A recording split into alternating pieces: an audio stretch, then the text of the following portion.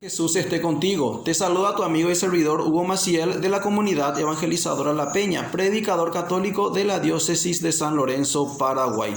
Hoy, lunes 9 de noviembre, la Iglesia Católica celebra la fiesta de la dedicación de la Basílica de San Juan de Letrán.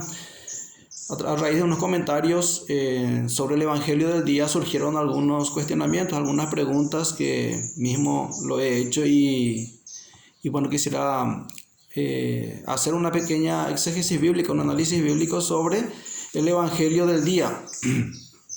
Estamos un poco mal de la garganta, pero vamos a tratar de hacerlo lo más resumido posible.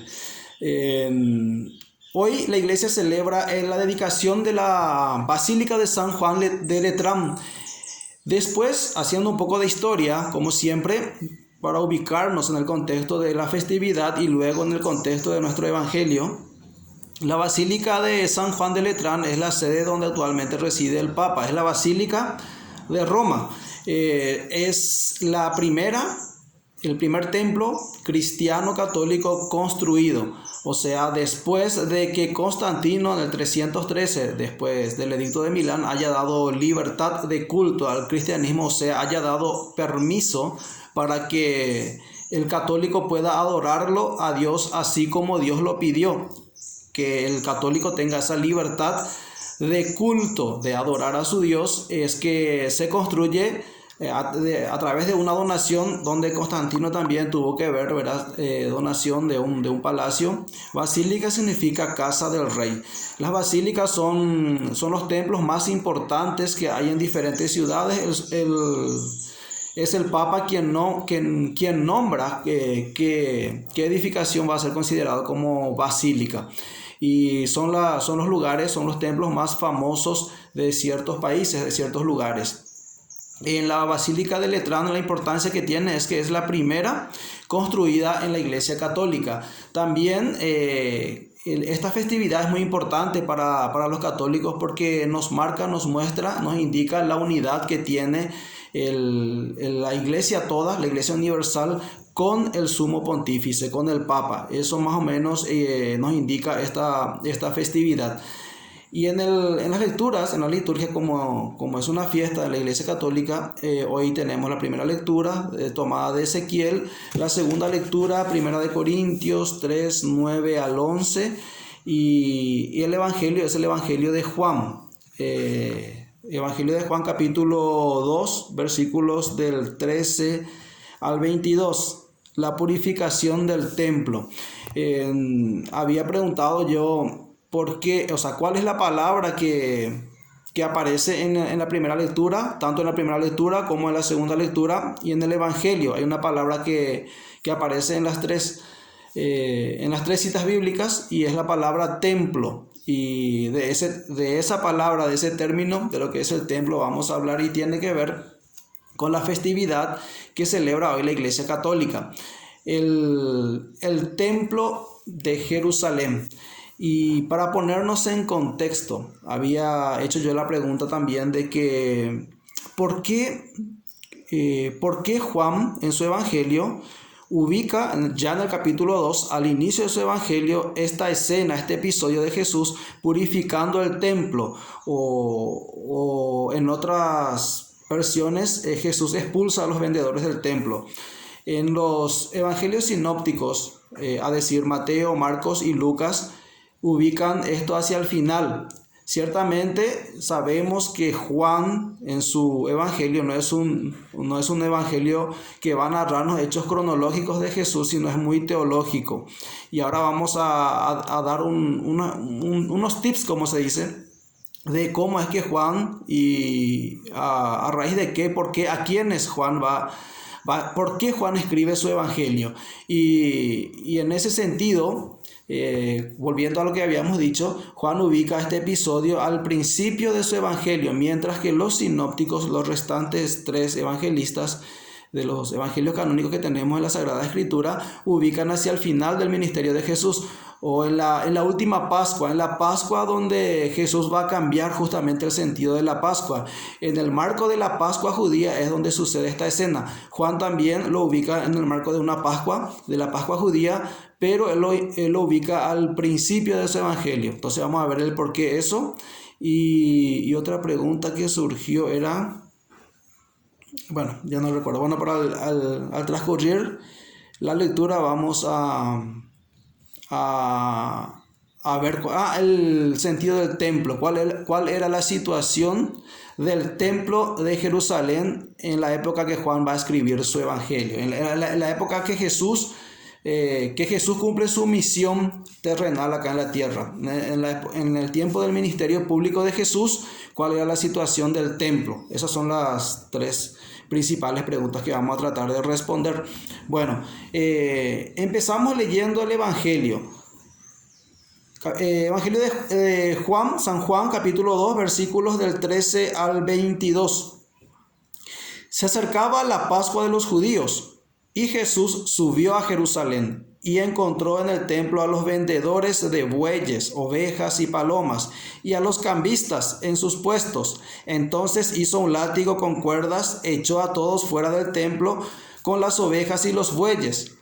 Desparramó el dinero de los cambistas y les volcó las mesas. Y dijo a los vendedores de palomas: quitad esto de aquí, no convirtáis la casa de mi Padre en un mercado. Sus discípulos se acordaron de que estaba escrito: el celo por tu casa me devora. Los judíos entonces le dijeron: ¿qué signo puedes darnos que justifique que puedes obrar así? Jesús les respondió: destruid este santuario y en 3 días lo levantaré. Los judíos le contestaron: 46 años se ha tardado en construir este santuario y tú lo vas a levantar en 3 días. Pero él hablaba del santuario de su cuerpo.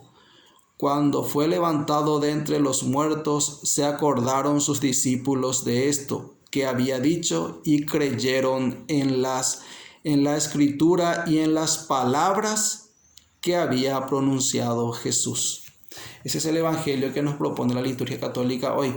Ahora, Juan escribe su evangelio, algunos datan en la época de la destrucción del templo de Jerusalén, años 70, pero mayoritariamente se tiene como dato que va a escribir su evangelio en el año 90-95, el evangelio según San Juan.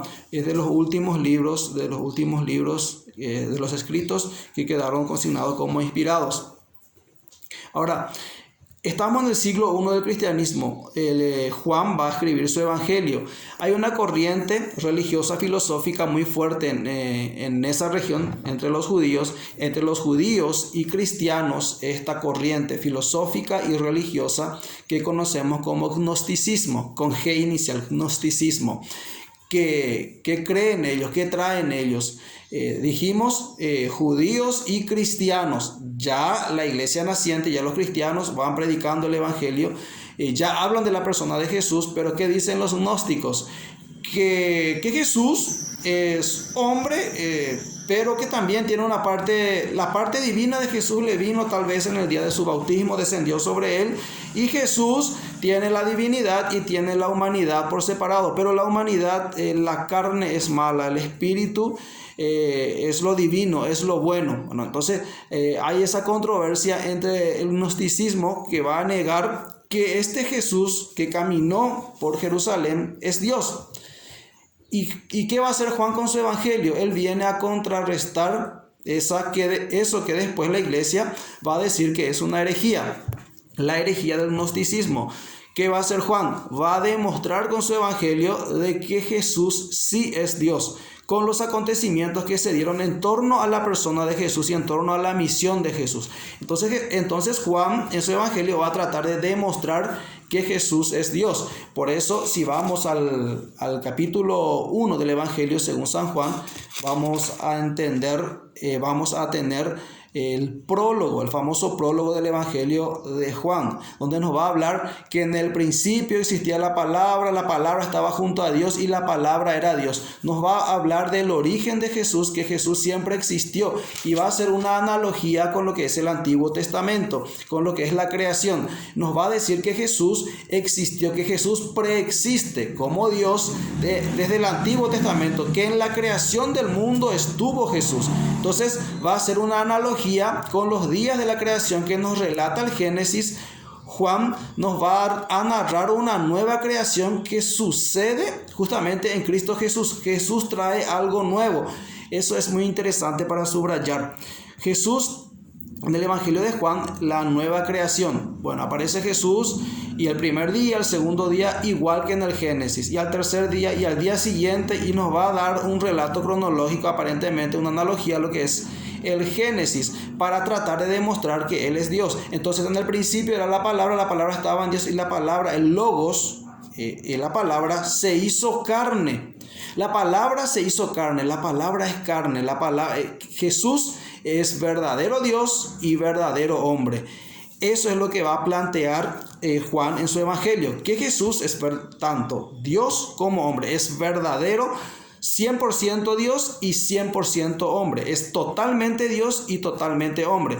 Todo lo carnal de Jesús es divino, y todo lo divino es la carne de Jesús también. La carne de Jesús es Dios, Él es enteramente Dios, 100% Dios, verdadero Dios y verdadero hombre. En toda su humanidad Él era Dios. Jesús en su humanidad es Dios. Bueno, eso es lo que va a demostrar, va a ir demostrando Juan. Y en ese contexto tenemos que entender, para ubicar el texto en su contexto, Juan va a estar demostrando que Jesús es el Mesías esperado. Recordemos que el gnosticismo, dijimos, tiene una mezcla de judíos con cristianos también. Bueno, los judíos esperaban a un Mesías. Ahora entramos a hablar del mesianismo y del templo, relación entre Mesías y templo. Jesús es el verdadero Dios, verdadero hombre, el Mesías esperado, el que tenía que venir, el anunciado por los profetas, a quienes los judíos estaban esperando. Llegó la plenitud de los tiempos, como dice Gálatas 4, y bueno, y viene Jesús, nacido de mujer, sometido bajo la ley, como dice Pablo en Gálatas. Viene Jesús, ¿y qué sucede? ¿Cuál era la situación religiosa, política y hasta social y hasta económica en la época de Jesús, cuando aparece Jesús en el escenario religioso de Israel? ¿Cómo era? Recordemos años atrás, en el siglo VI y V antes de Jesús, sexto año 583, 537, el exilio a Babilonia, el templo se destruye. Luego el templo se va a volver a construir.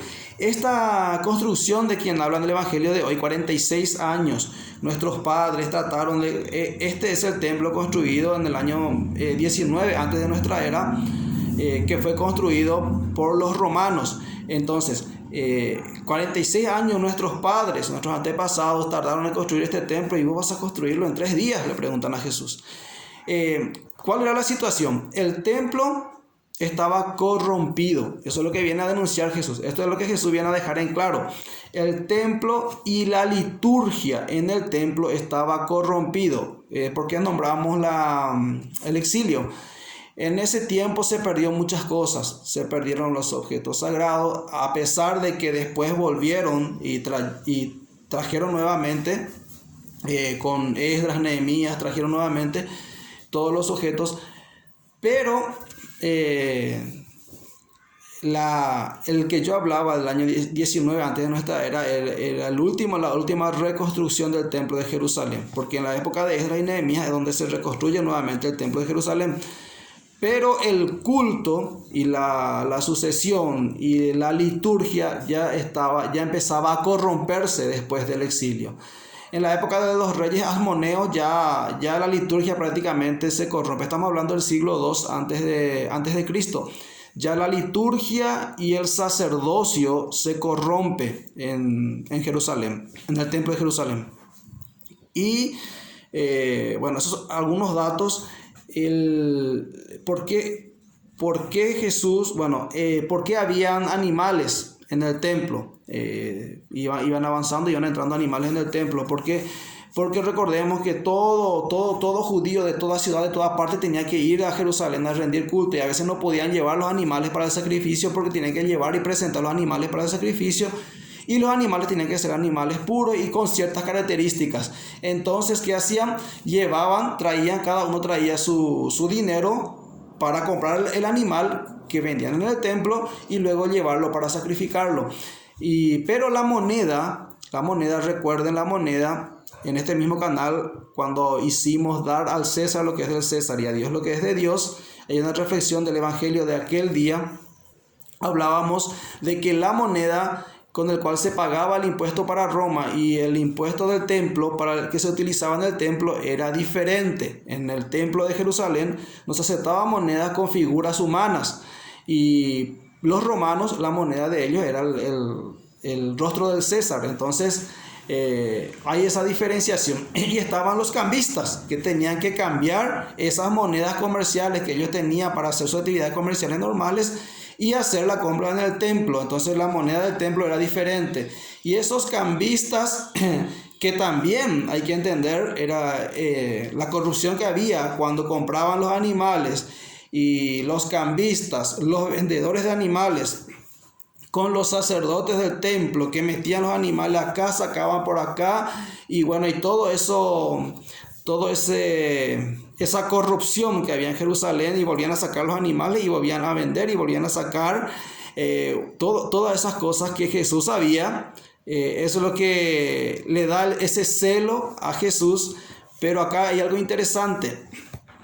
Los israelitas, los judíos, esperaban a un Mesías, pero un Mesías igual, especialmente en la época de Jesús, había un grupo de gente, de los judíos, de la secta de los judíos, que esperaban al Mesías liberador. Y este Mesías, ¿qué característica tenía que tener? Esperaban al descendiente de David, un Mesías de la realeza, un rey, un Mesías rey, un Mesías que desciende de la realeza, descendiente de David, un nuevo David, lo que ellos esperaban. Y aparte de eso también estaba la idea de que el Mesías que iba a venir también era un Mesías con un tinte sacerdotal. ¿Qué venía a hacer? Venía a purificar el templo. Ese templo que estaba corrompido, el templo y el sacerdocio estaba corrompido. Entonces este Mesías iba a venir a purificar el sacerdocio y el templo. En la Biblia de Jerusalén, esta perícopa es denominada la purificación del templo. Este Mesías va a venir a purificar el templo y el sacerdocio.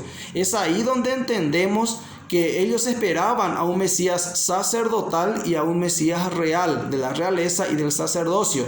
Y viene Jesús, ¿y qué hace Jesús? Empieza a derribar las mesas, a tirar las monedas, signo de ¿qué? De que va a ser un revuelo, de que algo va a limpiar en el templo. Y en el sacerdocio, ¿por qué? Porque dice, expulsó a los vendedores y está purificando la corrupción en el templo. Y también dice, los judíos entonces le dijeron, ¿qué signo puede darnos para que justifique que puedes obrar así? Jesús le respondió, destruid este santuario y en 3 días lo levantaré. Los judíos le contestaron, 46 años ha tardado en construir este santuario y tú lo vas a levantar en 3 días. Pero él hablaba del santuario de su cuerpo. ¿Qué es lo que está haciendo Jesús? Está cambiando la liturgia, va a cambiar la liturgia y va a cambiar el templo. Va a cambiar el templo. Ya no se va a ofrecer sacrificios de animales. Ya no tiene que haber corrupción en el templo. Ya no tiene que haber sacrificios de animales. Que ahora Él es el templo. Atención, la persona de Jesús, el cuerpo de Jesús, el templo servía para que el judío, para que el hombre tenga su encuentro personal con Dios. El templo, y recordemos, en aquella época solamente los varones podían entrar hasta ciertos lugares del templo, las mujeres quedaban excluidas. Con Jesús cambia la doctrina, cambia la liturgia, cambia el culto para acercarse a Dios. Las mujeres ya tienen acceso a Dios. ¿Y cuál es el templo? El cuerpo de Jesús. ¿Y cómo nos acercamos a Dios? ¿Cómo estamos en plena comunión con Dios? A través del cuerpo de Jesús. El santuario es el cuerpo de Jesús. Es Jesús mismo. Y Él es el Cordero sacrificado. Él es el sacrificio. Él es el sacerdote. Él es el templo. Jesús se refería a su cuerpo al hablar del templo. Cuando fue levantado de entre los muertos, se acordaron sus discípulos de esto que había dicho y creyeron en la Escritura y en las palabras que había pronunciado Jesús. Cuando Jesús resucita, los discípulos se acuerdan de lo que Jesús había dicho en el templo de Jerusalén. Juan ubica en su evangelio, este episodio al principio, para demostrarle a los judíos que Jesús es el Mesías rey y el Mesías sacerdote, el nuevo sacerdote que viene a purificar la liturgia y que viene a purificar el templo. Ahora, si eso nosotros queremos adaptar y hacer una reflexión pastoral, ¿qué podemos decir? Jesús se ofreció por amor. Jesús, verdadero Dios y verdadero hombre, se entrega su cuerpo como templo, su cuerpo como comunión para que vos te acerques a Dios. Jesús no quiere que el templo, que el lugar donde se va a dar el sacrificio a Dios, haya corrupción. Esto va para mis hermanos sacerdotes, para mis hermanos que están trabajando en la administración de los lugares de encuentro entre Dios y el hombre, en las parroquias, en las comunidades donde se realiza el sacrificio, el único sacrificio agradable a Dios, que es la Santa Eucaristía, la Santa Misa. Aquellos que han hecho de la casa de mi Padre una cueva de ladrones, como va a decir Jesús.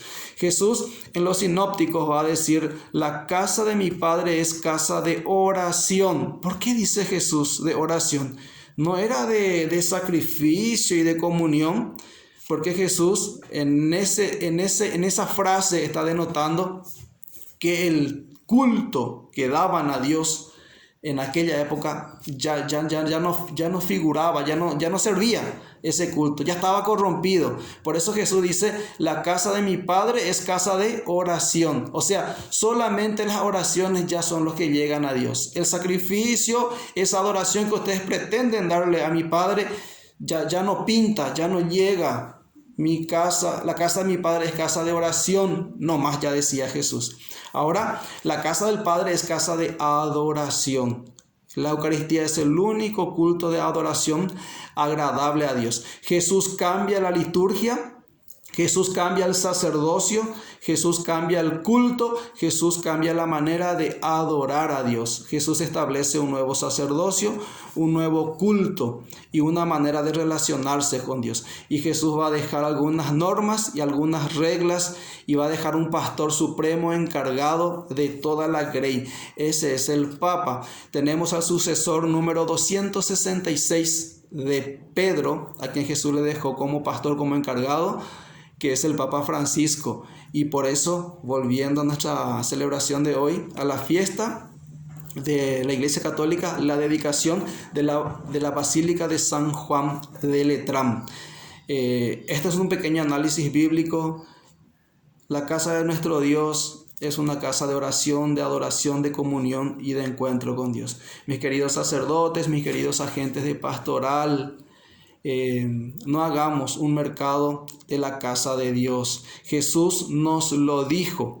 Jesús te dejó como encargado. Es grande tu misión. Vos que estás en el ministerio del coro, ministerio de música, de la liturgia, y vos que sos consagrado, celebrante, diácono, presbítero, sacerdotes, obispos. Es grande la confianza que Dios tiene en vosotros para darle esta confianza y esta misión en este nuevo templo, en este nuevo culto, en esta nueva liturgia que Él ha establecido en esta nueva y eterna alianza.